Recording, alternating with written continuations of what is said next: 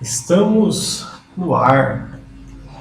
Então, o artigo que eu trouxe para vocês hoje vem falando sobre a obesidade, o estigma da obesidade, né? As causas, consequências e potenciais soluções. Já me adianto aqui que isso aqui é uma revisão da literatura, né? Não é uma revisão sistemática de ensaios clínicos ou algo do tipo. O que tem o lado bom que eu vou deixar aqui o link para vocês do arquivo e aí fica mais fácil, é uma leitura um pouco mais tranquila, mas ela já vai guiar aqui um pouco a nosso trabalho. Eu vou tentar não me alongar demais, então já separei alguns tópicos, né? Então aqui na introdução eles comentam que tem mais de 50, né, condições relacionadas com o metabolismo disfuncional, né, com diabetes, né, depressão, ansiedade, né, demência. Então, várias questões da saúde, tanto fisiológica como cognitiva. E aqui mostra, né, que apesar das décadas, né, de pesquisa, né, dando apoio, né, suporte para a importância, né, da genética e do ambiente na obesidade, no consciente coletivo aí, né, das pessoas, ela ainda costuma ser vista apenas como o resultado das decisões do indivíduo, né? Como se não tivesse outros níveis, né, nessa discussão por trás disso. Aqui fala um pouco, né, do conceito da obesidade e tudo mais, né? Ela é resultado básico, né, isso aqui é óbvio, né, do balanço do excesso de calorias com o tanto de coisa que você gasta, né, com o tanto de energia que você gasta, né? E também aqui comenta que a fisiopatologia muitas vezes é vista de uma forma, né, super simplificada, né? A gente tem que ver a importância aqui, né, do hipotálamo, né, na regulação do apetite, da energia, né, tudo mais, né? Os efeitos do sangue, né, do açúcar, né, nessa regulação, né? E a complexa interação do apetite e do metabolismo, né, com as vias de regulação e também da microbiota, né? E também, né, da interação aqui da genética com o ambiente, né? Que aí vai estar influenciando tanto o peso, né? Que essa relação ainda não é completamente entendida.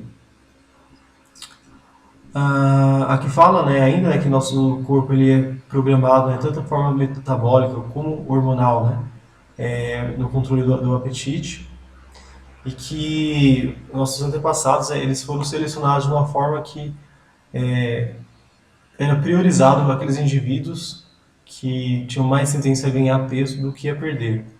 Por que isso? Né? Então, por causa que a gente tinha um ambiente que, né, tinha pouca oferta de comida, né, e muito gasto. Né? Então a chance de você ficar desnutrido, né, ia ser grande. Então quem conseguia segurar mais energia tinha essa vantagem, né?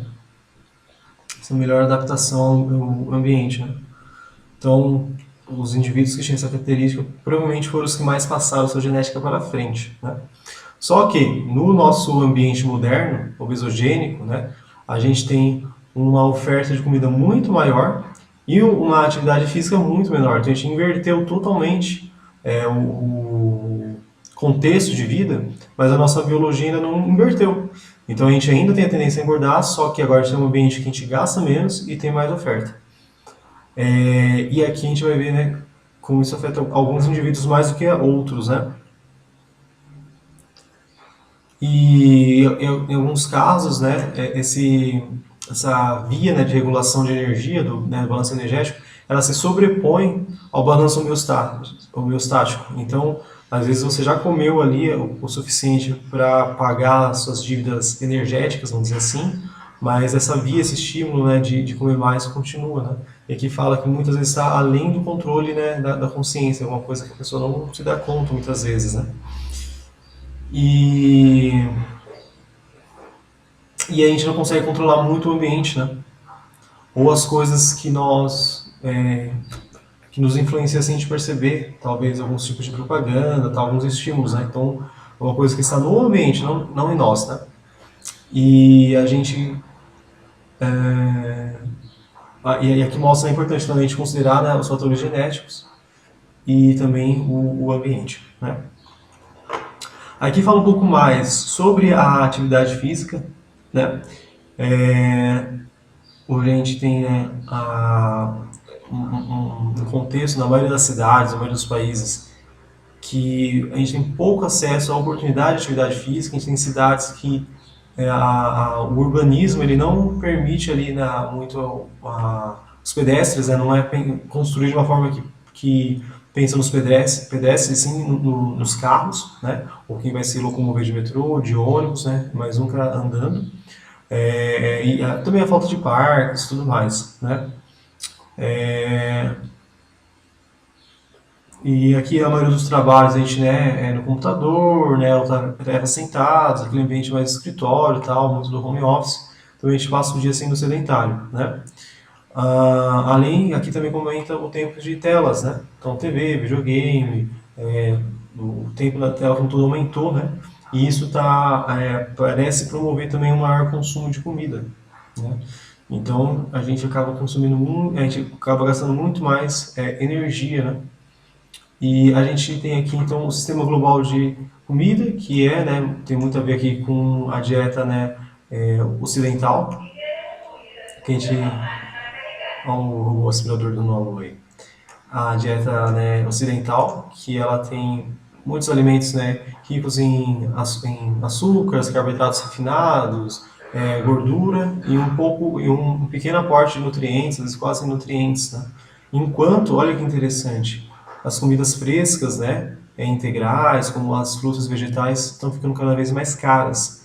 Então isso promove o quê? Uma situação, a gente tem uma oferta muito maior de alimentos hiperpalatáveis, que aumenta a chance de a gente engordar, e que oferece poucos nutrientes, enquanto os mais saudáveis eles estão mais caros, né? E a gente vai ver lá na frente que isso tem um impacto nas classes sociais, né? E a gente vê aqui, né, então, né, o aumento histórico do consumo de calorias, né, especialmente por os snackings, né, esses lanches, né, que a gente acaba comendo, né, seja barrinha de chocolate, né, alguns carboidratos refinados, tal, e isso vai fazendo uma montanha russa aqui nos níveis de sangue, né, pelos ultraprocessados, né. Então a gente já tem isso, um pouco estímulo para atividade física e muito consumo de calorias, né. A gente vê isso em alguns outros países também, né. E a gente vê que em países que têm uma renda, né, maior, é mais comum a gente ver isso na zona rural do que nas urbanas, né, o sobrepeso, né? E em alguns países que ainda estão em ascensão, né, a gente também está vendo isso, né? Outro ponto que ele coloca aqui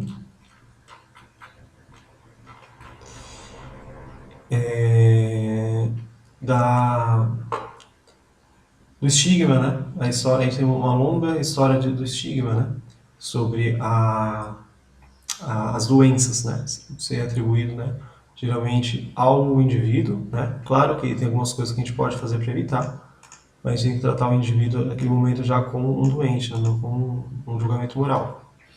E mostra, né, como o estereótipo, né, ele é reforçado, né, desde os anos passados, né, até hoje, né? A gente vê aqui a ideia de que o indivíduo obeso ele é preguiçoso, ele não é saudável, né, tem pouca força de vontade, ele é ganancioso, assim, é glutão, né, e ele é até incompetente, né? E em alguns casos até ele é visto como um vilão, né, uma pessoa suja, moral ou algum outro tipo de defeito, né? E muitas vezes a gente acha que isso vai ajudar, né? Mas a gente vê que acaba criando um peso a mais, né? Não foi um trocadilho, né? Mas agora é tarde demais, né? Mas é isso, a gente não quer adicionar, né, uma culpa, né, um peso ali a mais para a pessoa carregar na consciência dela, né? Que comenta um pouco, então, como foi isso no entretenimento, né? Geralmente, né, a gente tem menos pares românticos tanto nas mulheres como nos homens, né? Muitas vezes também que comenta, né, que em alguns filmes como no Harry Potter, né, ele é vilão, né? Só que aqui a gente consegue ter um quadro maior, né? Então, mostrando como, né, a indústria do entretenimento, né, influencia isso, né? como as políticas públicas, né, acabam fazendo isso, né, como a mídia como um todo, né, e as consequências o quê? Tem a consequência física como um todo, ó, uma piora do cuidado com a saúde, é, uma sobrecarga, né, crônica, né, alostática, né, e pior mobilidade, né, efeitos psicológicos, sociocultural. Então, isso é alguma coisa que afeta a sociedade, né, afeta uma boa parcela da sociedade. Então, aqui vem falando mais sobre isso, né, como, né, a mídia como um todo tem contribuído para esse estigma, né, e vem falando, né, como também, né, a indústria da comida, tudo mais, tal assim, acaba, né, não ajudando tanto, né. Tem esse movimento do positivismo, né, do corpo, que é um pouco de você ter uma maior representatividade dessas pessoas, né? Mas não com o intuito de normalizar, porque a gente tem consequências na saúde, né? Mas para tirar um peso, né, das pessoas e talvez até aumentar ali a sensação de poder delas sobre, né, o corpo delas, para até conseguir mudar, né? E aqui vai se aprofundando então mais na consequência, né, do estigma, né, sobre a obesidade, né? Então a gente vê tem uma que é associação com depressão, né? Por causa disso, né? Essa percepção, né, de um corpo, né, de satisfação com o corpo, da qualidade de vida, né? Então isso reforça, na verdade, né? Então a gente tem essa ideia de que poderia motivar o indivíduo, e claro, tem alguns indivíduos que talvez de fato isso tenha acontecido, mas a gente vê que em boa parte não, né? A gente vê que, né, tem uma parte teve 32% maior chance de desenvolver depressão, né? E então aqui vem trazendo, né, os números, os estudos que vem mostrando isso, né? E como é diferente, né, de alguns outros tipos de problemas de saúde, né? E isso atrapalha até, né, nos cuidados médicos como um todo, né? As políticas, né? Então a gente vai vendo que isso vai, né, vai aumentando esse estereótipo, né, que a gente falou lá em cima, né, de falta de motivação e tal. Então é uma coisa que afeta diretamente, né, a capacidade da pessoa de emagrecer, porque se ela se vê, se ela deixa esse estereótipo entrar na cabeça dela, começar a se ver como alguém preguiçoso, né, alguém que não é doente e tudo mais, além de você talvez ter um reforço da percepção da pessoa nos sintomas, nos sinais da doença, né, que ela pode ter, sei lá, diabetes, pressão alta, qualquer coisa do tipo, dores, né, articulares. Também, se ela não se vê, a gente sabe que a identidade está muito envolvida na mudança de hábitos. Então, se ela se vê como uma pessoa que não consegue fazer as coisas e tal, né, a chance dela conseguir ter uma boa qualidade de vida e até mudar os hábitos que ela desejar diminui, né?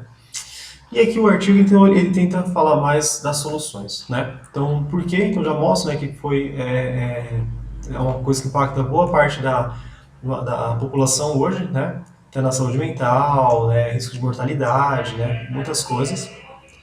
E aqui fala, então, como que a gente pode fazer isso, né? A gente pode, aqui fala, né, que um pré-requisito, né, para tirar esse estigma, né, é de mais estudos de boa qualidade, porque aqui mesmo já comenta, né, que ainda faltam estudos com desenho correto, né, para mostrar qual é o impacto né, do estigma atual comparado, né, com quem talvez seja isolado, mas é uma coisa meio difícil de fazer, né, ou seria antiético, né, você expor um grupo a certos tipos de estímulos e outro não, né, que poderia estar prejudicando muito a saúde mental esse grupo, ou você poderia fazer alguns estudos observacionais, né, pessoas que já relatam, né, terem sido mais expostas a alguns tipos de preconceito, né, e também de como corrigir, né. Então ainda faltam mais estudos bons, né, os autores concluem isso, né, e focando mais na questão dos ambientes, né, e a sua relação com eles do que simplesmente, né, na sua mudança de hábitos, vamos dizer assim. E uma abordagem alternativa que eles colocam aqui, então, é de promover mais, né, políticas de saúde pública, né, que incentiva a adoção ali de comportamentos mais saudáveis, né, como uma dieta, né, com menos alimentos ultraprocessados, mais acesso a ambientes que você possa estar caminhando, fazendo atividade física, não necessariamente um esporte, né, até porque aqui, como eu estou em algum lugar, que o esporte ele é só uma pequena parcela da nossa, do nosso gasto energético, né? Então, você tem um dia a dia, você gasta mais energia, talvez andando mais a pé, trabalhando menos horas sentado, você talvez carregando mais as compras, alguma coisa assim do tipo, vai ter um impacto na saúde até maior do que só fazer atividade física, né? Se você faz 1 hora só de exercício por dia e mais trabalha sentado 8 horas, tudo mais, você ainda é sedentário, né? E isso a gente viu lá atrás que tem uma relação direta, né? Então é isso, né? Diminuir o estigma, né? Focar nessas saúdes públicas. Aqui ainda coloca um terceiro, né? Desconstruir isso, o estigma por meio de campanhas educacionais, né? Que informam ali sobre a relação da genética com o ambiente, né? Que aparentemente é algo que tem dado sucesso, né? E enquanto, né, no caso, a gente pode focar né, ao educar a pessoa sobre o ambiente, ela entender que talvez ela não tenha tanto poder sobre o ambiente que ela está inserida, talvez ela procurar, né, ter uma técnica de enfrentamento desse tipo de ambiente, ou se possível mudar alguns elementos e tal, né, aí depende muito do que é possível fazer. É uma coisa que até mostra como é bem-vindo, né, o auxílio de profissionais da área da saúde que entendem essa parte do comportamento alimentar, especialmente, né, o nutricionista também que também leva tudo isso em consideração, né. Então, eu acho que seria bem interessante, né. E aqui eles até fazem uma discussão interessante sobre uma preocupação em colocar como uma doença, porque é algo sério, né? Tem até uma relação ali com mortalidade e tudo mais, né? Está associado com mais de 13 tipos de câncer. Ao mesmo tempo que isso pode piorar o estigma, como a gente viu lá atrás, porque várias doenças no passado, né? Eram doenças e as pessoas ainda assim faziam julgamento moral. Então, o fato de ter uma questão biológica ali não impediu as pessoas sofrerem esse tipo de ataque, né? Então tem essa discussão que eu achei bem interessante, né? Mas então e aqui a conclusão dos autores é que a discriminação, né, com relação ao peso, com qualquer outra forma, né, ela tem se tornado normalizada, né? E muitas vezes de uma forma que a gente não percebe, né? Mas isso tem afetado os indivíduos, né? E aqui mostra uma forma alternativa de lidar com esse assunto para tentar resolver o problema, né? Não aumentá-lo. Né? Então, o que eu entendo desse artigo, né? E aí vocês podem colocar aqui nos comentários o ponto de vista de vocês, né? Mas o grosso é assim, a gente não pode normalizar, assim, não fazer nada a respeito desse aumento, né, de sobrepeso e obesidade, né, da população mundial. Claro, eu acho que a gente pode fazer uma divisão aí do que é humor, tudo mais, cada um tem a sua opinião. Eu não acho necessariamente que, né, eu não sou contra você querer cercear como as pessoas escolhem que tipo de humor elas vão fazer, ao mesmo tempo que